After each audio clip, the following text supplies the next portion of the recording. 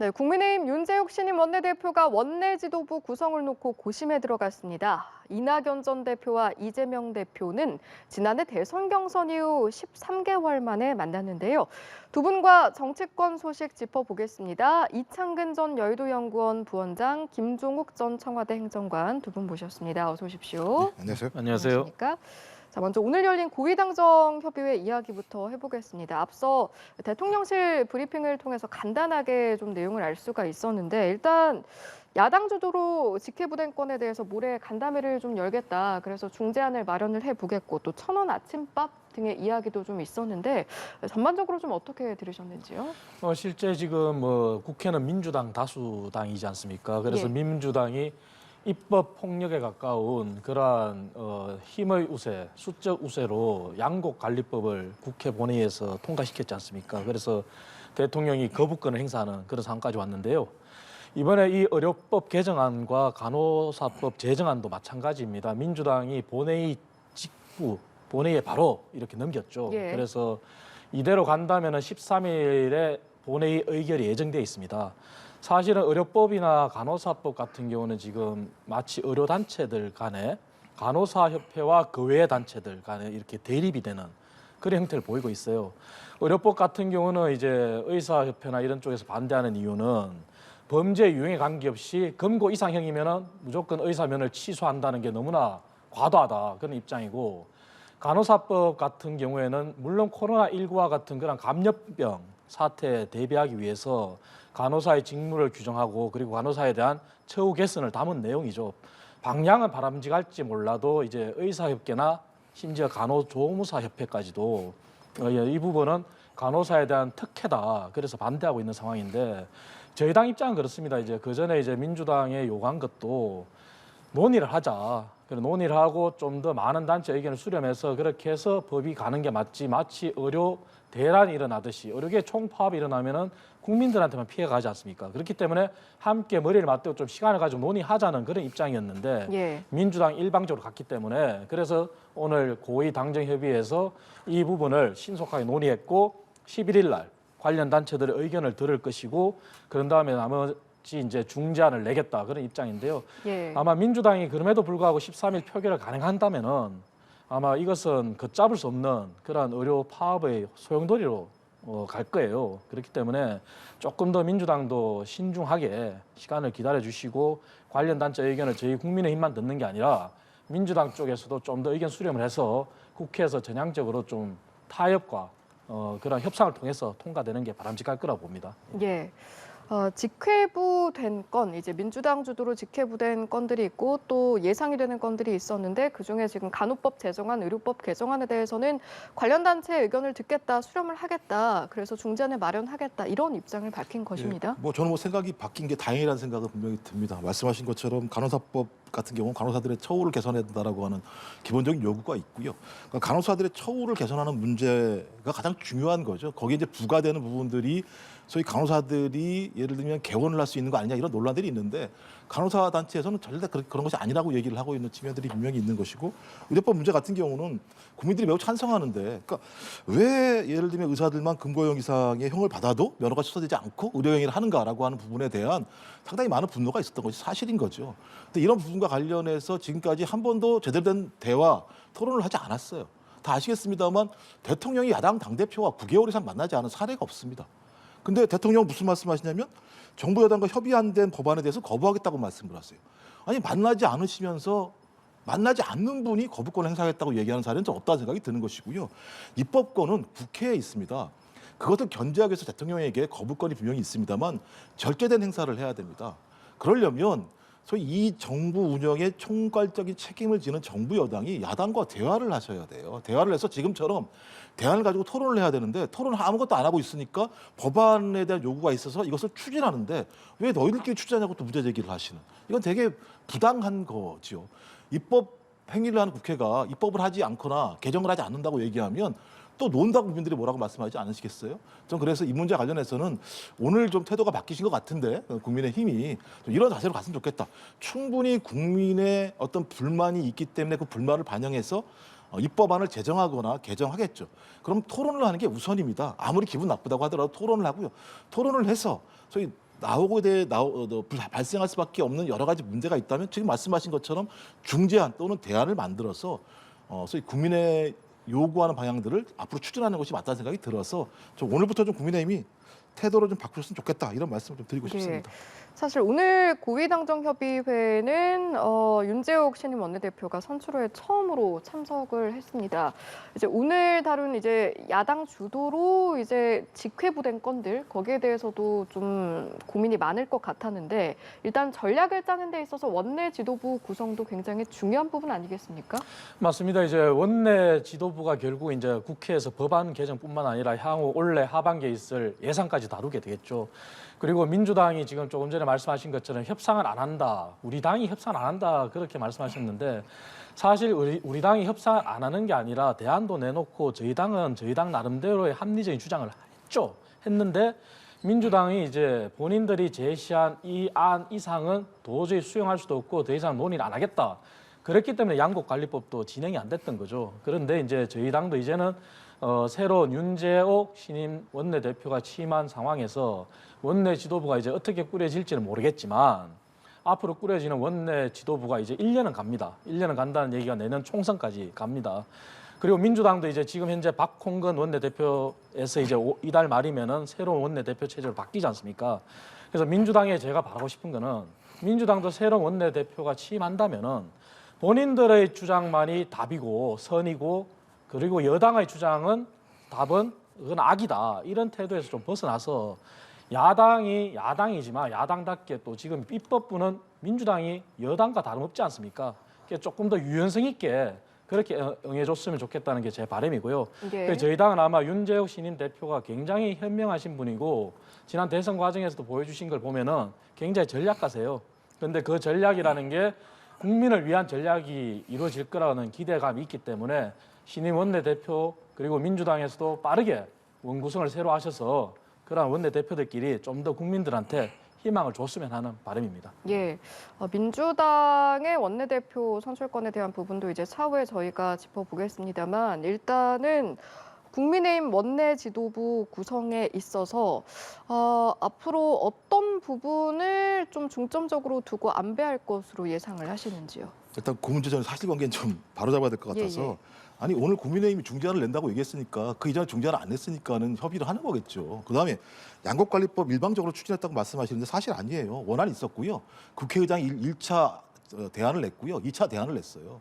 이걸 다 거부한 게 국민의힘입니다. 그러니까 계속 이렇게 사실관계를 서로 다르게 이해하게 되면 협상이 안 되는 거예요. 이유는 뭐냐면 어떤 형태로든지 정부가 지원해주면 시장을 교란할 수밖에 없기 때문에 그렇게 할 수 없다고 모든 중재안을 받지 않은 게 국민의힘이에요. 사실관계 명확히 안 그렇게 되면 서로가 국민에게 다른 얘기를 하게 되는 사태가 벌어지기 때문에 사실관계 바로잡아야 한다는 말씀을 드리는 것이고요. 저는 뭐 어떤 형태로든지 또 국민의힘 의원들이 뽑으신 분이기 때문에 저는 존중받아야 된다고 생각하고요. 그것이 언론에서 뭐 PK 당대표와 TK 원내대표라고 하는 측면 때문에 도로 무슨 뭐 영남당대 이런 얘기를 합니다만 저 그건 앞으로 진행해 가는 앞으로의 과정을 좀 봐서 평가할 문제라고 생각합니다만 더 중요한 문제는 보궐선거에 나타난 민심의 문제입니다. 울산 같은 경우 매우 국민의힘이 유리한 지역이었음에도 불구하고 민주당 후보가 당선이 된 사례가 있었고요. 전주 같은 경우는 안혜욱 후보가 3주밖에 선거운동을 안 했습니다. 근데 가서 한 게 뭐냐면 주구장창 윤석열 정부를 심판해야 된다는 얘기만 했습니다. 근데도 불구하고 국민의힘 후보보다 더 많은 득표율을 얻었습니다. 이 얘기는 뭐냐면 소위 국민 여론 자체가 아직까지 그것이 뭐 명확한 흐름이라고 말하기는 어렵겠습니다만 현 정부에 대한 심판론이 구조화되고 있는 상황이라는 거죠. 그럼 이걸 어떻게 극복할 것인가의 문제에 대해서 지금 김기현, 그다음에 윤재욱 이 호가 국민에게 대안을 줘야 된다고 생각을 하는데 방법은 좀 명확하다는 생각이 듭니다. 적어도 민생 문제, 경제 문제에서 능력을 보여주세요. 전 정부 탓하지 마세요. 그다음에 계속 이재명 당대표 사법 리스크로 제기하면서 거기에 기대지 말고 자력으로 무엇을 할 것인지에 대한 능력을 보여주세요라고 하는 부분들이 저는 국민이 요구하고 있는 가장 중요한 내용이라는 생각이 듭니다. 이렇게 하기 위해선 독수독선하시면 안 돼요. 대화와 타협을 통해서 협치의 내용들을 만들어서 현 정부가 안정적으로 국정을 운영해갈 생각이 있구나. 이 어려운 상황을 돌파하려고 하는 의지가 있구나. 이걸 보여주지 않으면 당연히 나중에는 역시 PK 정당이구나. 대통령에게만 충성하는 정당이구나. 이런 얘기를 듣게 되면 국민이 좋아할 턱이 없습니다. 왜냐하면 국민 위에 존립하는 게 정당이거든요. 그래서 그런 방향으로 나아간다면 아무리 뭐 TK 출신, PK 출신 당대표와 원내대표가 있다고 하더라도 전 좋은 평가를 받을 것이고 그렇지 않다면 제가 볼 때는 또 다른 실패가 앞에 놓여 있겠죠. 예, 재보선 결과 돌아봐야 한다라고 말씀을 하셨는데 그럼 이 행보는 어떻게 보셨는지 좀 궁금합니다. 이제 윤 원내대표 같은 경우에 이준석계 끌어안고 가겠다라고 했고 김기현 대표도 현충원에서 나경원 전 의원을 만났단 말이죠. 이런 행보들을 좀 어떻게 바라보셨는지요? 그러니까 저는 좀 진정성이 있었으면 좋겠어요. 이렇게 말씀하시는 거에 대해서 이준석 당대표랑은 그 전 당대표랑은 과거에 뭐라 그랬냐면 같이 당을 할 수 없는 사람이라고 얘기했습니다. 실제로 몰아냈죠. 따지고 보면. 그 이후에도 소위 이 당대표 선거 관련해서 이준석계에 있는 사람들에 대해서 얼마만큼 많은 공격을 했습니까? 그러면 이준석계와 같이 가겠다고 얘기하면 이준석 당대표, 전 당대표와 어떤 형태로든지 대화를 나눠야겠죠. 근데 문제는 소위 같이 하고자 하는 지금 현 지도부 또는 윤핵관이 이준석계라고 하는 정치인들을 수용할 생각이 있어야 됩니다. 그렇지 않으면 또 다른 내용과 갈등이 야기될 수밖에 없어요.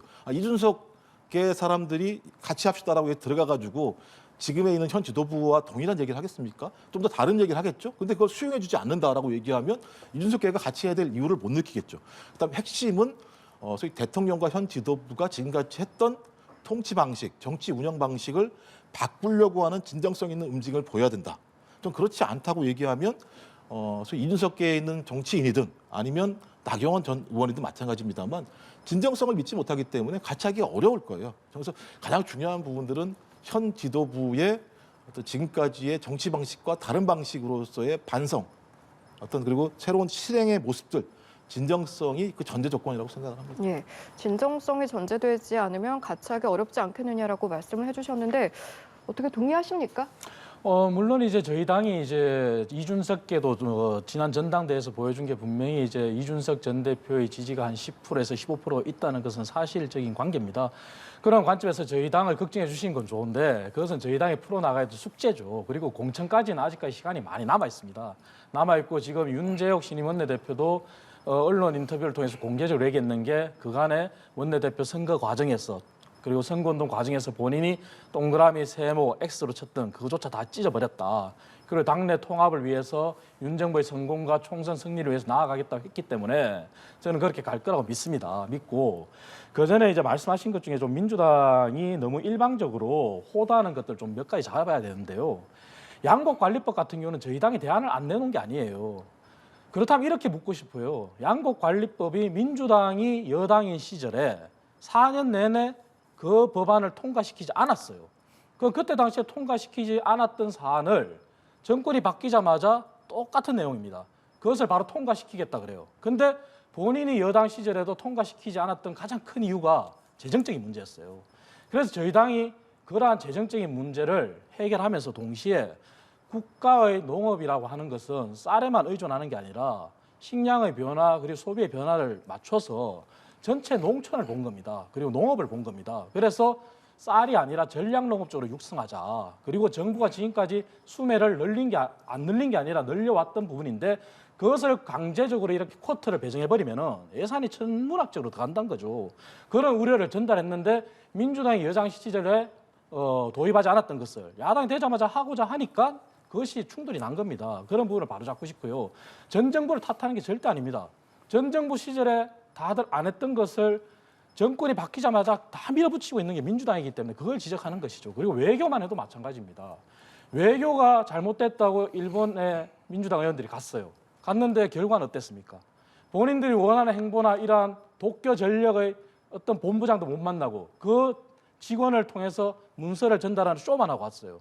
그리고 민주당이 공동진료소라고 하는 후쿠시마 공동진료소라고 하는 것을 갔더니 그것은 이미 다 알려진 것처럼 완전 좌파에 가까운 공산주의 혁명을 준비한다는 사람들이 머무는 곳이에요.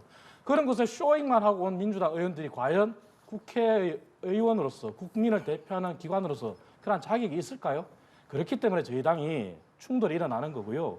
그래서 저희 당은 새로운 대표 체제에서 공천 문제는 저희는 이미 뒤로 했습니다. 뒤로 하고 오로지 이번 원내대표 선거 결과도 그렇게 봐주시면 좋겠는 게 윤 정부의 성공을 위해서 그리고 민생을 위해서 이미 저희들은 돌입을 했고 그러한 결과가 쌓이고 쌓인다면 결국은 그것이 국민들이 심판하지 않겠어요? 그래서 이제 저희 당이 온전한 지도부가 갖춰진 시기예요. 전당대회를 통해서 새로운 당대표 들어섰고 새로운 지도부 들어섰고 원내대표 선거를 통해서 원내대표가 새로이 들어섰고 그러한 신임 지도부가 이제 민생을 향해 나아갈 것이기 때문에 예. 민주당도 이제 더 이상 본인들이 그러한 민생이라고 하는 그러한 무기를 내세우면서 실제로는 당대표의 사법 리스크를 회피하기 위한 정쟁으로 안 몰고 가는 것이 정답이죠. 온전한 지도부가 갖춰진 시기다라는 말씀을 하셨는데 사실은 정말 실제로 온전한 지도부가 갖춰진 시기인 그 당일에 이제 나경원 전 의원과의 만남이 있었습니다. 사실은 대표적인 수도권 인사지 않겠습니까? 그런데 이제 현 지도부를 보면 대표와 원내대표가 모두 영남권 인사다 보니 좀 이런 부분을 고려한 만남이 아닌가 이런 해석도 있더라고요. 물론 이제 보는 시각에 따라서 이제 그렇게 볼 수도 있습니다. 그리고 나경원 전 대표 같은 경우는 우리 당의 굉장히 훌륭한 자산입니다. 그리고 수도권에서 굉장히 필요한 또 인물이고요. 하지만 이제 저희 당이 이제 보는 시각에 따라 영남당이라고 하는데 과거에 저희가 당 대표나 원내 대표가 같은 영남 출신이 많았습니다. 그런 사례가 많았고 그것을 지금 마치 민주당이나 이런 어떤 반대쪽에서 프레임을 씌우기 위해서 우리 당의 외연을 줄이기 위해서 영남당이다 이렇게 축소시키는 경향이 있는데요. 국민들은 사실은 그것보다는 얼마나 나의 생활에 필요하고 나의 생활에 도움이 되는 정책을 내보이느냐 그게 중요하거든요. 그렇기 때문에 물론 당대표가 영남이고 원내대표 영남이고 그래서 보는 시각이 그럴 수는 있지만 그것이 중요한 게 아니라 저희 당이 내보이는 정책이 중요할 것입니다. 그래서 저희 당은 사람 하나하나가 중요하고 앞으로 모든 것이 국민을 향한 민생이기 때문에 그러한 네. 당 지도부가 어떻게 구성되느냐 거기에 치우치는 게 아니라 앞으로 선보일 정책, 예산안 그리고 1,000원의 아침밥도 그런 차원입니다. 모든 대학이 원하면 다 하겠다 그랬습니다.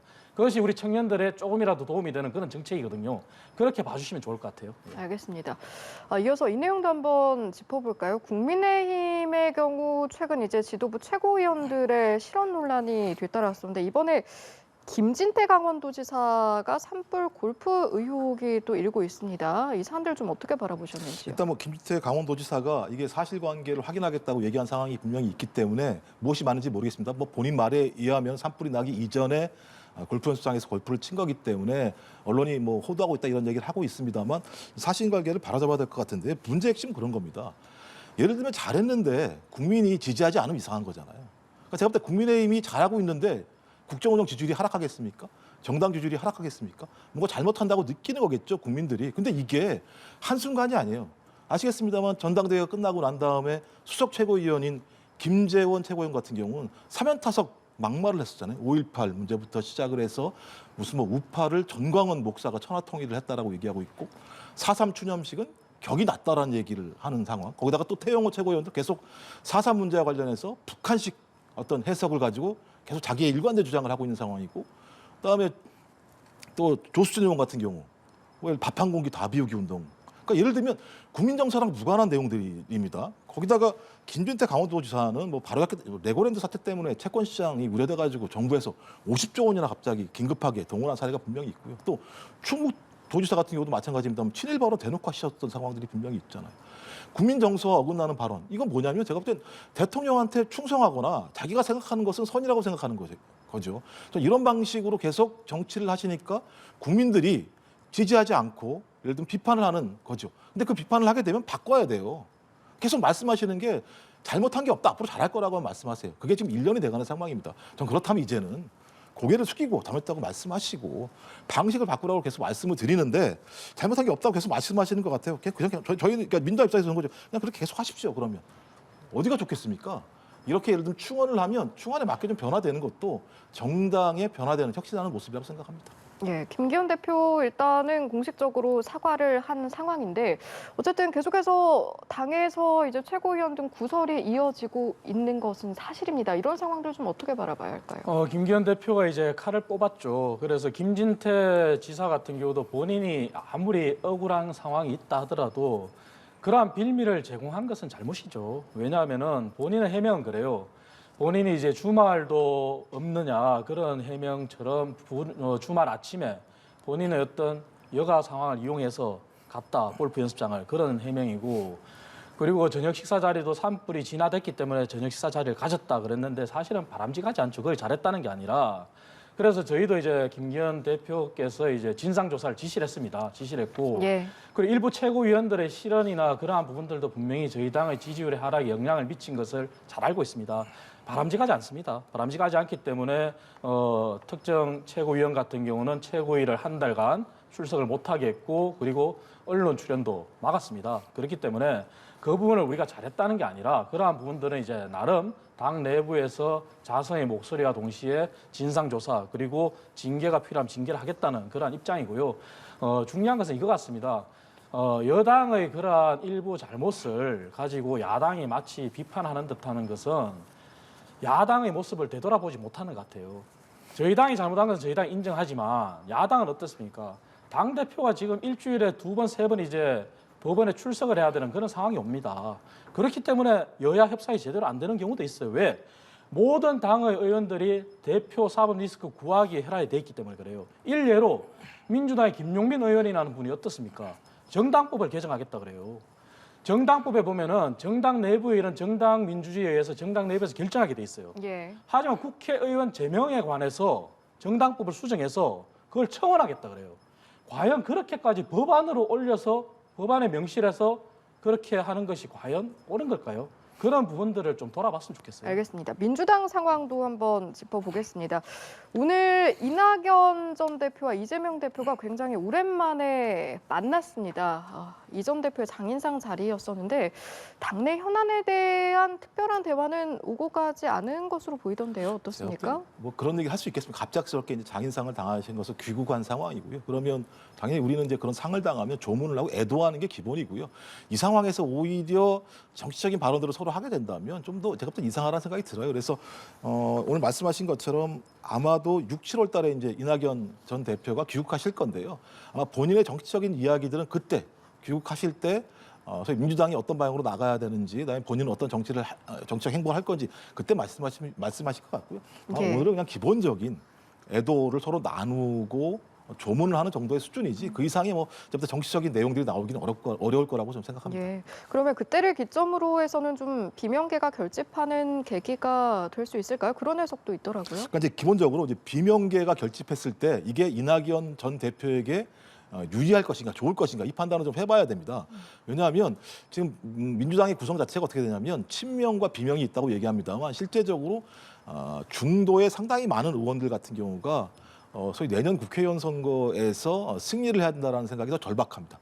예. 이런 생각 속에서 친명이든 비명이든 이런 부분과 관련해서 당의 내용들을 불러오는 방식들은 옳지 않다고 생각하기 때문에 아마 이낙연 전 대표가 돌아오셔서 정치를 다시 시작한다고 하시더라도 비명계의 결집 같은 방식이 아니라 민주당이 어떤 방향으로 혁신해야 되는지에 대한 부분과 또 당이 어떻게 단합해야 될 것인가라는 부분들을 중심으로 좀 상당히 좀 포지티브한 긍정적인 방식들의 정치적인 내용들을 갖고 와서 말씀하실 거라는 생각이 들어요. 예. 근데 이제 만약의 경우 계속 지금 국민의힘에서 주장하고 있는 이재명 당대표와 관련된 리스크가 발생했을 때에는 그 사태는 좀 별도의 사태이기 때문에 또 다른 방식의 해법이 필요하겠습니다만 제가 볼 때는 귀국할 그 전까지 이재명 당대표와 관련돼서 별 논란이 없을 거라는 생각이 들고요. 예. 또 최근에 많은 나오는 내용들을 보게 되면 검찰이 제기했던 지금까지 내용 관련해서는 사실이 아닌 것들이 막 지금 등장하고 있어요.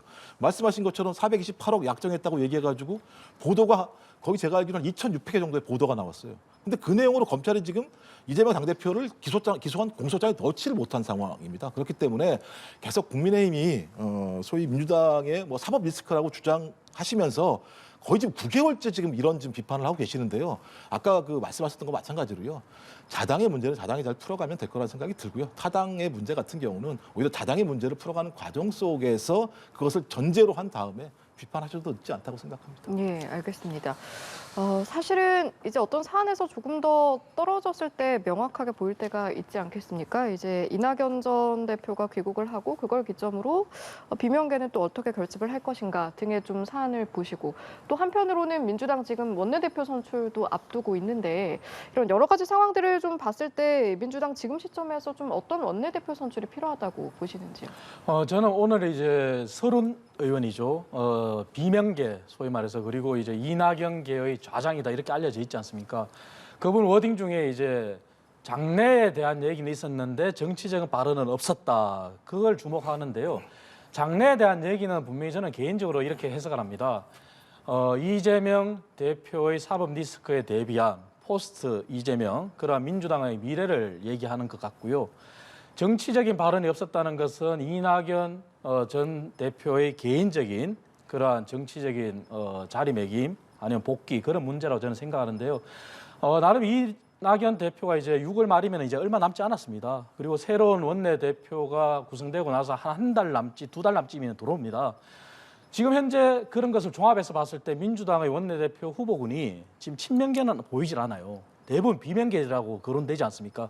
그것이 아마 민주당 내부의 의원들의 고민이라고 저는 생각합니다. 이재명 대표의 사법 리스크가 없다면은 모두가 다 친이재명이다 해서 적극적으로 나서고 싶겠죠.